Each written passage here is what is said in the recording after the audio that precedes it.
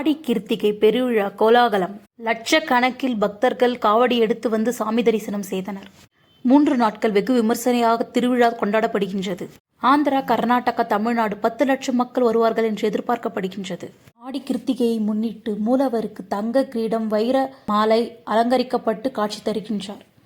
ஆடி கிருத்திகை முருகப்பெருமானுக்கு செய்யப்படும் காவடியும் அதன் பலன்களும்.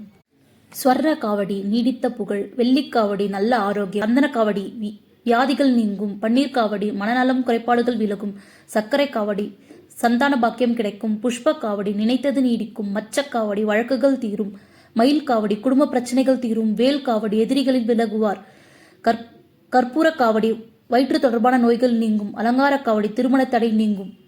இதில் பால், சந்தனம், பன்னீர் காவடிகளை பக்தர்கள் சுமந்து வந்து முருகனுக்கு அபிஷேகம் செய்வார்கள்.